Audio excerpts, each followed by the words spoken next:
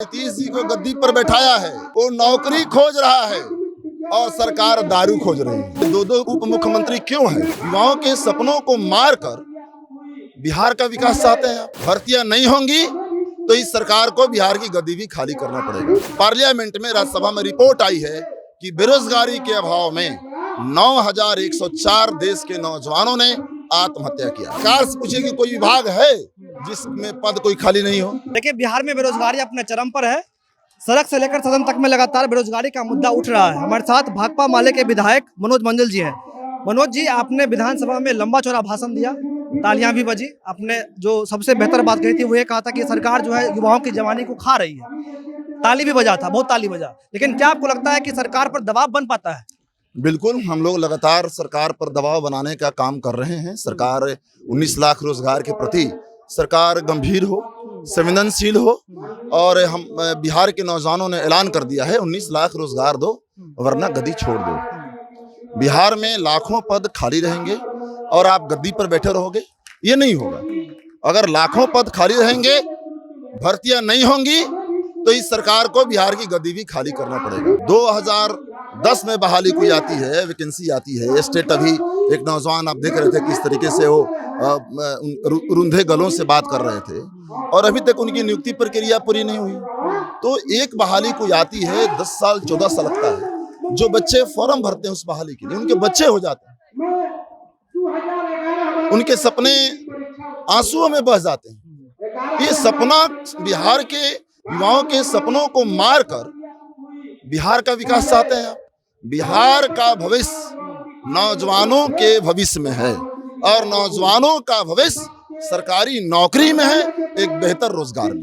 मनोज जी, सरकारी नौकरी पर तो ध्यान नहीं है, लेकिन शराबबंदी पे बहुत ध्यान है। ड्रोन से अब खोजा जाएगा, हेलीकॉप्टर। तो मैं कह रहा हूँ कि बिहार का नौजवान जो नीतीश जी को गद्दी पर बैठाया है, वो नौकरी खोज रहा है और सरकार दारू खोज रही है। हेलीकॉप्टर से ये लाखों लाख रुपये पैसा बहा रहे हैं, और इनके स्कूलों की छतें गिरी हुई है, दीवारें नहीं है, शौचालय पानी नहीं है, पढ़ाई नहीं है, शिक्षक नहीं है, अस्पतालों में दवाइयां नहीं है, विभागों में बहालियां नहीं है, भर्तियां नहीं है।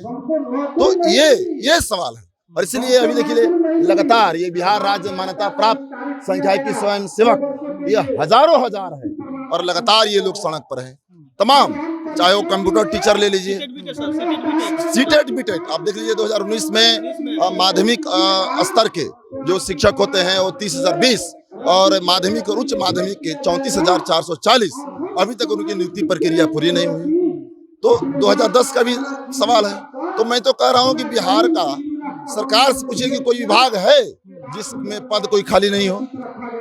बिहार का विद्यालय, बिहार का विश्वविद्यालय, बिहार का चिकित्सालय, बिहार का न्यायालय, बिहार का सचिवालय, बिहार के प्रखंड कार्यालय, बिहार का पुलिस फोर्स से लेकर के कोई भी data operator, data entry operator का सवाल हो, कोई एग्रीकल्चर डिपार्टमेंट हो, एग्रीगेशन डिपार्टमेंट हो, कोई विभाग उठा के देख लीजिए भाई साहब, सब जगह पद खाली है। और बच्चे जब सड़क पर आते हैं, आंदोलन करते हैं, सरकार बहाली निकालती भी है, तो सरकार के विज्ञापन को लागू करवाने के लिए, उसके इम्प्लीमेंटेशन के लिए बच्चों को सड़क पर उतरना पड़ता है, और ये लाठी बरसाती। हाँ, सड़क पर उतरते हैं, लेकिन कुत्तों की तरह बरसाते हैं। लाठी बरसाती है सरकार।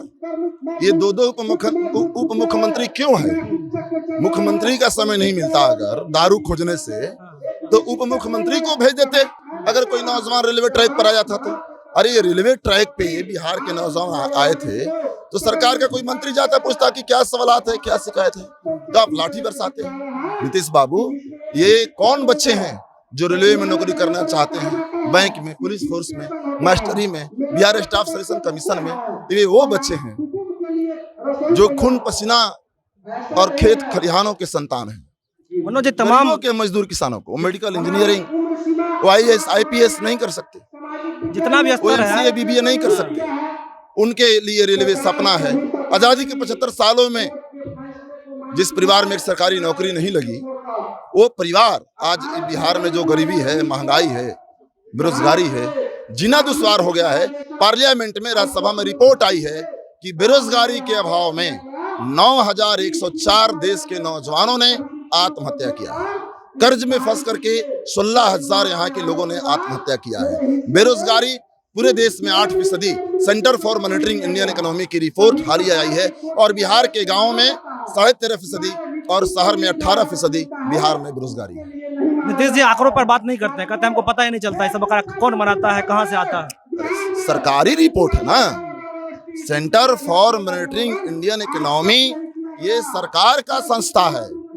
बिहार सरकार ने आर्थिक सर्वे कराई है और उस आर्थिक सर्वे में आई है बात कि बिहार में 60% से ज्यादा माध्यमिक स्तर पर स्कूली बच्चे ड्रॉप आउट कर जाते हैं। ये सरकार का रिपोर्ट है। तो आप नहीं मानेंगे, ये क्या बात हुई? आप नहीं मानेंगे तो बिहार के नौजवान और आवाम आपको मना देगी। आपके मुताबिक बिहार में सुशासन नहीं है। सुशासन मतलब क्या? रोजगार पर लाठी तो सुशासन क्या? किसानों पर लाठी, गरीबों पर लाठी तो सुशासन क्या?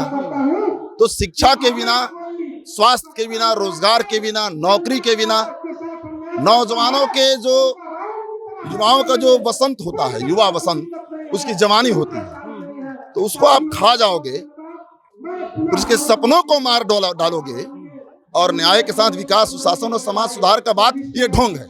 आज आपने इतने युवाओं को मंच पर लाया है, आगे क्या योजना है? क्या सड़क पर भी उतरा जाएगा? आज हम लोग कई आंदोलनों की यहाँ से घोषणा करेंगे। जैसे अभी ग्रुप डी की मेंस एग्जामिनेशन लेने की नोटिफिकेशन वापस नहीं हुआ है, तो इस सवाल पे आंदोलन का यहाँ पे घोषणा होगा।